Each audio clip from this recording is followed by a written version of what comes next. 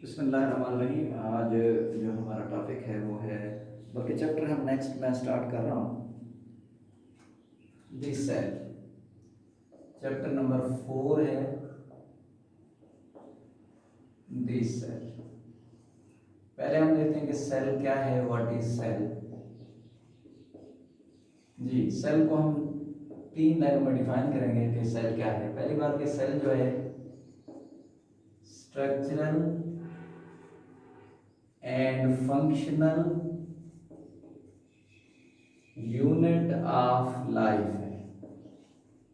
जी, जितने living organism हैं उनके अंदर बनाने वाली जो इकाई है वो भी सेल है, यानी स्ट्रक्चर यूनिट है। और फंक्शनल यूनिट से मुराद ये होता है कि लिविंग ऑर्गेनिज्म के जो फंक्शन है, जो काम है, वो काम करने वाले भी छोटी से छोटी यूनिट जो अलग से कोई काम कर सकती है वो सेल है। तो सेल स्ट्रक्चर यूनिट भी हो गया लिविंग ऑर्गेनिज्म की या लाइफ की, और फंक्शनल यूनिट भी हो गया। दूसरी बात यह है कि ये स्मॉलेस्ट यूनिट है जी, ऐसी छोटी यूनिट है दैट कैन कैरी आउट, जो कर सकती है, उठा सकती है, all activities of the life, कि जिंदगी की जितने काम हैं, जितनी सरगर्मियां हैं, ये तमाम को सर अंजाम दे सकती है। कौन? सेल। तो सेल ऐसी छोटी यूनिट है कि इसे अगर अलग भी कर दिया जाए तो ये बॉडी की तमाम एक्टिविटीज को सर अंजाम दे सकती है। वो आप देखते हैं कि जो यूनिसेलुलर ऑर्गेनिज्म है वो एक सेल वाले होते हैं, वो सारे वही काम कर रहे होते हैं जो मल्टी सेलुलर ऑर्गेनिज्म करते हैं। अच्छा भाई, जो सेल्स हैं ये बिल्डिंग्स ब्लॉक हैं जी, बनाने वाली इकाइयां हैं, यूनिट हैं, बिल्डिंग्स ब्लॉक हैं,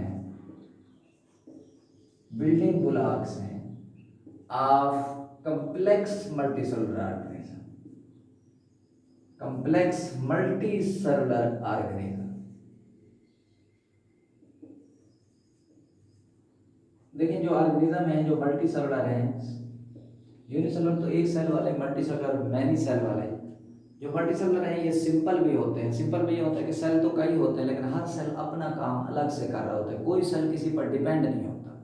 लेकिन जो कम्प्लेक्स मल्टी सेलुलर हैं, जैसे हम ठहरे हैं, हमारा ये होता है कि बॉडी में सेल ज़्यादा है लेकिन अब यहाँ डिवीजन ऑफ लेबर हो गई है। किस तरह कि बॉडी के अंदर डिफरेंट सेल डिफरेंट काम करते हैं, यानी सेल एक दूसरे पर डिपेंडेंसी शो करते हैं। तो सेल जो है ये बिल्डिंग ब्लॉक्स हैं कम्प्लेक्स मल्टीसेलुलर ऑर्गेनिज्म की। मतलब ये हुआ कि जो कम्प्लेक्स मल्टीसेलुलर ऑर्गेनिज्म है उनको बनाने वाली जो ईंटें हैं ये सेल्स होते हैं, यानी वो सेल से मिलकर बने। तो ये मैंने बात की व्हाट इज सेल। नेक्स्ट जो एक बड़ा सा क्वेश्चन है वो है emergence and implication of cell theory, कि सेल थ्योरी जो है कब बनी और कब उसका इतलाक हुआ। बात शुरू करते हैं रॉबर्ट हुक से। देखिए, स्टडी ऑफ सेल, सेल की जो स्टडी है हम उसे साइटोलॉजी कह सकते हैं, सेल बायोलॉजी कह सकते हैं। तो स्टडी ऑफ सेल जो है ये शुरू हुई कब? With the discovery of cell.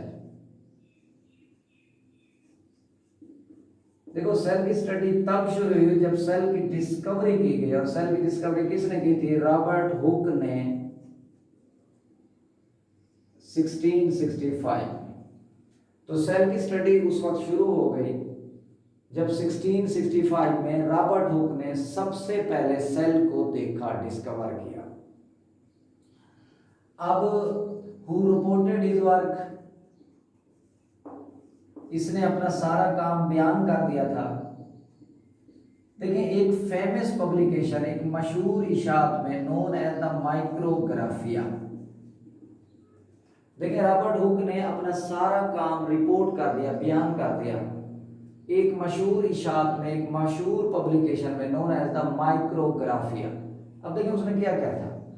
उसने ही प्रिपेयर्ड, उसने तैयार किया, एंड स्टडीड, और फिर उसका मुतालिया किया। किसका? Thin sections of cork.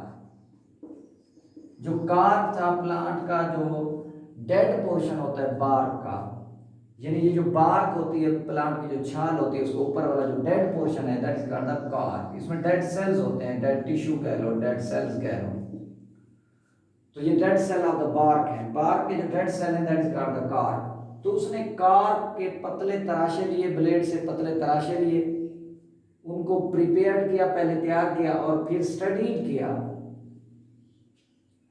Under his self made compound microscope, यानी अपनी बनाई हुई माइक्रोस्कोप में फिर उसको उन्होंने स्टडी किया। यानी सेल की जो स्टडी है ये उस वक्त शुरू हो गई जब सेल को रॉबर्ट हुक ने 1665 में डिस्कवर कर लिया।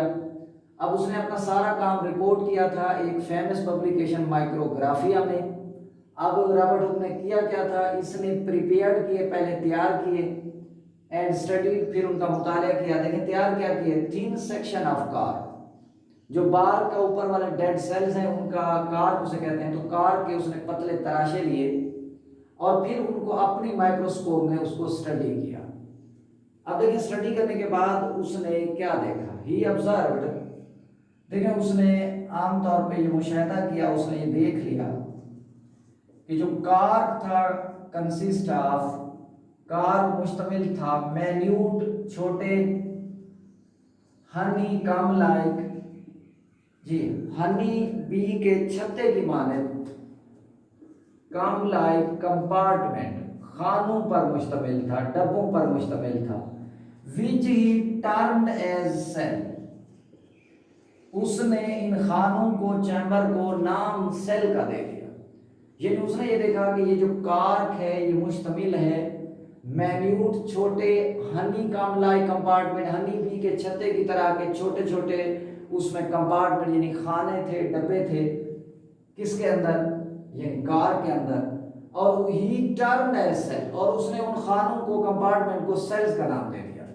ये देखिए इस तरह के ऐसे छोटे छोटे उसने आमतौर पे चैम्बर देखे, कंपार्टमेंट देखे, और ये जो कंपार्टमेंट थे उसने कह दिया कि ये सेल्स हैं। तो अकॉर्डिंग टू हुक, हुक के मुताबिक cell is an empty space, कि सेल एक खाली जगह है, क्योंकि डेड सेल देख रहा था अंदर कुछ नहीं था, तो सेल खाली जगह है।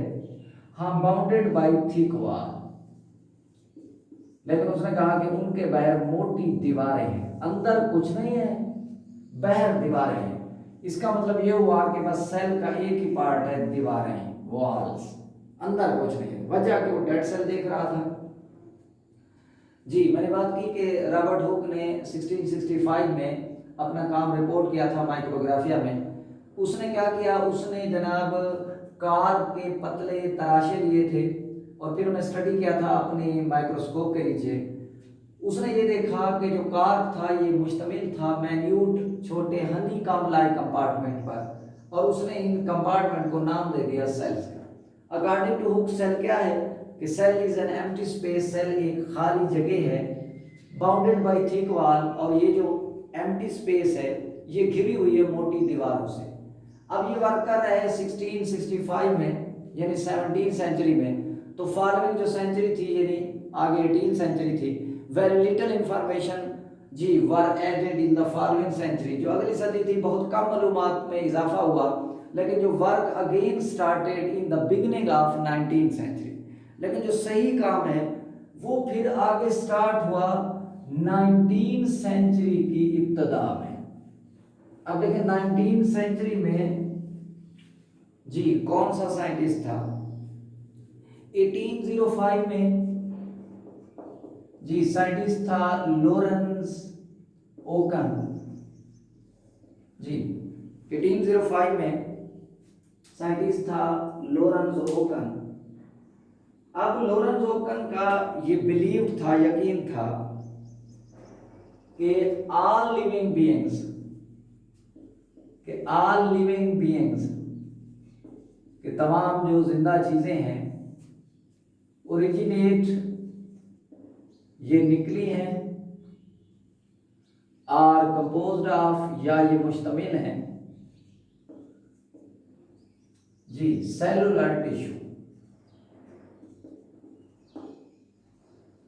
जी 1805 में लॉरेंस ओकन ने ये देखा था कि ऑल लिविंग बीइंग्स के तमाम जो जिंदा चीजें हैं वो ओरिजिनेट हुई हैं, निकली हैं, इब्तदा हुई है, या वो कंपोज्ड हैं या वो मुश्तमिल हैं। जी किस पर मुश्तमिल है देखें, सेलुलर टिश्यू कहें या इन्हें सेल्स कहें या इन्हें वेजिकल्स कहें। वेजिकल का मतलब थैलियां। यानी उसने कहा था कि जितने आमतौर पे जिंदा चीजें हैं, चाहे वो जो भी ऑर्गेनिज्म हैं, वो निकले हैं या बने हैं या मुश्तमिल हैं सेल्स पर या वेजिकल्स पर। यानी इसका मतलब ये हुआ कि रॉबर्ट हुक ने उन जो आमतौर पे जो उसने कंपार्टमेंट देखे थे उनको सेल का नाम दिया था, लेकिन लॉरेंस ओकन ने आके सेल्स के साथ साथ लफ्ज यूज कर दिया वेसिकल्स का कि ये थैलियां हैं। इसी तरह 1809 में जेन बैप्टिस्ट डी लामार्क, अब देखिए इस साइंटिस्ट ने एक्सप्रेस्ड द सिमिलर आइडिया, उसने आमतौर पे इसी तरह के आइडिया का इजहार किया एंड सेड, और उसने कहा था, देखिए उसने क्या कहा था, उसने कहा कि no body can have life, जी कि किसी जिस्म की जिंदगी नहीं हो सकती इफ इट्स कंस्टिट्यूएंट पार्ट्स, कि जब उसके बनाने वाले हिस्से आर नॉट सेलुलर टिश्यू,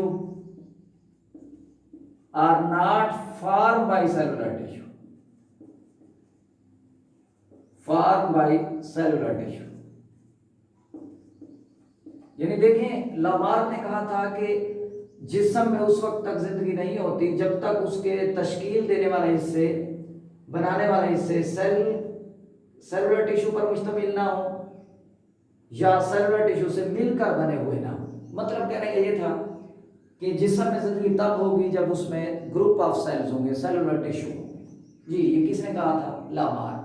कि लामार्क की ये बात थी कि जिंदगी और सेल्स का आपस में चोली दामन का साथ है, कि जिस्म जिंदा तब होता है जब उसमें सेल्स होंगे, कि no body can have life, कि जी जिस्म में जिंदगी नहीं हो सकती if it's constituent parts are not cellular tissue, are not form by cellular tissue, कि जब उसके बनाने वाले जो आमतौर पे हिस्से हैं वो सेलुलर टिश्यू पर बने हुए ना हों या मिलकर आमतौर पे ना बने हों।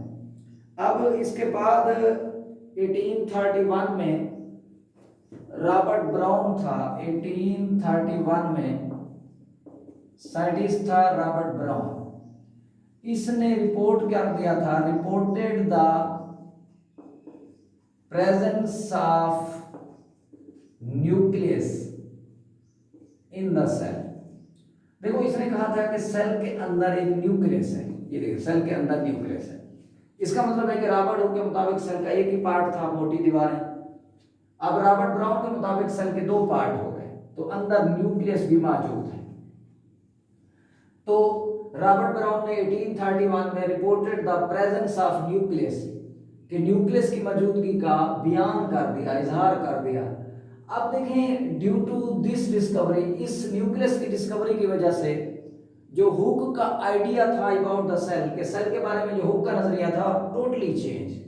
वो कैसे चेंज हुआ कि हुक कहता था कि cell is an empty space, कि सेल जो है एक खाली जगह है, लेकिन इट वाज लेटर एस्टैब्लिश, लेकिन बाद में ये बात कायम हो गई क्या कि cell is not an empty space, कि सेल कोई खाली जगह नहीं है, यानी सेल के अंदर कोई स्पेस नहीं है, बल्कि सेल के अंदर तो जी क्या पाया जाता है, न्यूक्लियस। अल्लाह हाफिज।